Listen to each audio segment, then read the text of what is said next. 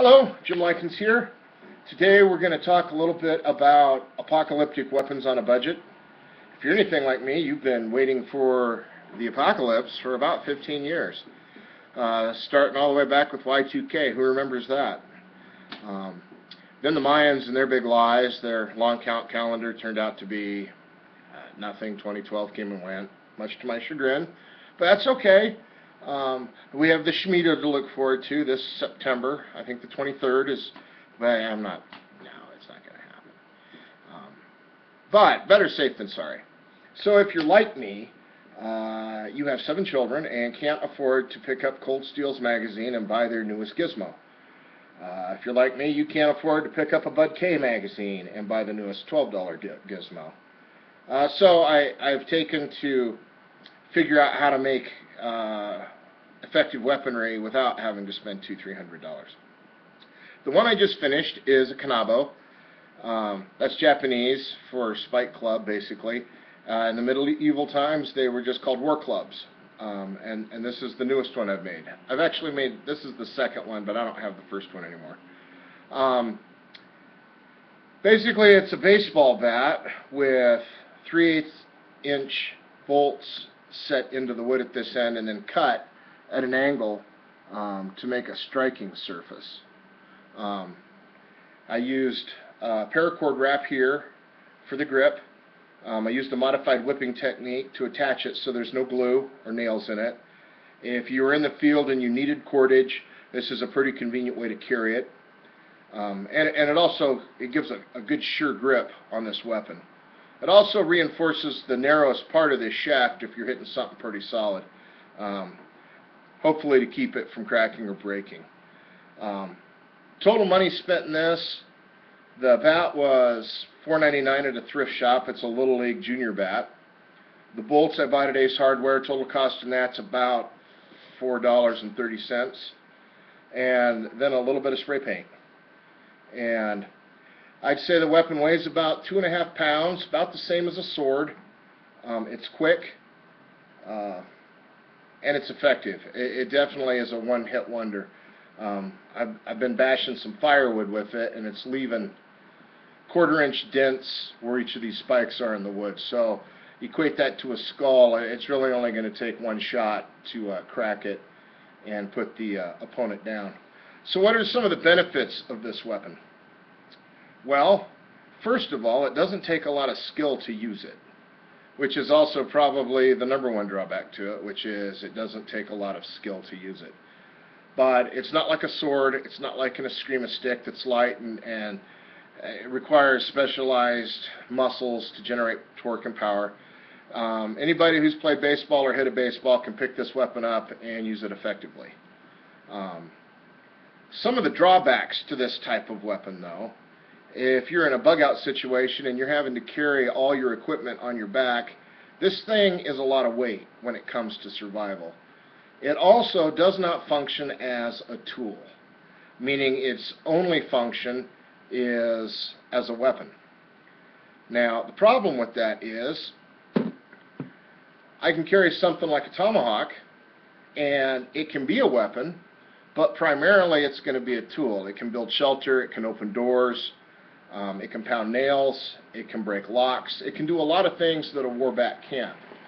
So if you're not mobile, you don't have a car, you don't have a horse, the war bat may not be the best thing to carry.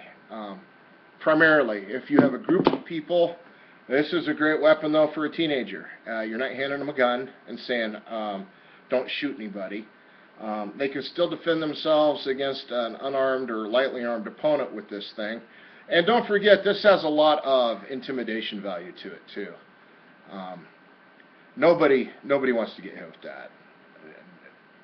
If they do, there's something wrong with them. Another benefit to this type of weapon is it will deal with armor pretty effectively. Now, I know what you're saying. Well, who's going to be wearing a suit of armor in the zombie apocalypse? Well, I'm not the only guy out there who thinks tactically this way. Motocross armor, football pads, umpire pads. There is armor out there that people are going to put on.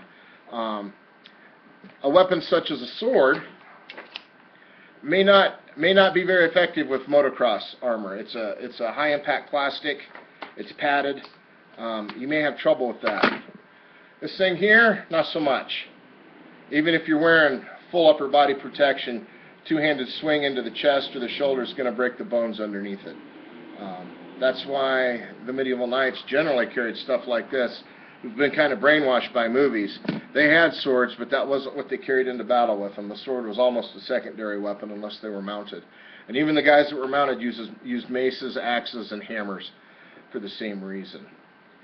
So, probably the biggest benefit to a weapon like this, $10. $10, I don't have to oil it. I don't have to keep it from rusting in the field. I don't have to worry about it breaking. I don't have to take care of it. It's a very low maintenance piece of equipment. Something like a kukri. I got this from the kukri house in Nepal. It's handmade. Excellent piece of equipment. And it's pretty thick too. I mean, this thing, I don't worry about it breaking, but I am going to have to find oil of some kind to keep it from rusting. And I'll have to sharpen it. These things don't stay sharp forever. I built 3 or 4 makeshift shelters, and now I have to worry about sharpening it. Now, I modified this one too, so I have a survival pouch on it, and in there is a sharpening stone, but still, it's a concern. Something like this, once it's made, unless the wrap comes off, and I don't think it will because it's pretty high quality paracord, this stuff should last forever. This weapon will probably outlive me if there was the apocalypse, which, you know, everybody has a dream. If you want more detailed information on how to do that, just leave a comment and I'll explain it. But like I said, 4 hours worth of work, really easy and light to handle, and it's scary. I mean, you're not taking my water, right? Now, I know before everybody floods the comment section with, well, I carry a gun. Well, I do too. Yeah, I think anybody who's serious about shit hits the fan has firearms. I have quite a few of them. But if you have the skill and you have the equipment, why waste a bullet? So, anyway, that's my thoughts. That's what I put together. And it was fun to do. It was just fun to make. Cutting wheel with the Dremel. Probably the longest part of making this was just cutting the heads off once I bolted them in and glued them. Each one of these was an average of about maybe 5.5, 6 minutes cut time. It's pretty hard metal. The cutting wheels broke a lot, so I had to keep changing cutting wheels, but it wasn't insurmountable. Think about this, though. I don't think we're going to have zombies ever walking the face of the earth. But even NASA has said that we will get hit by a solar flare at some point, and that solar flare will knock out our power grid. And that power grid could be down for up to 10 years.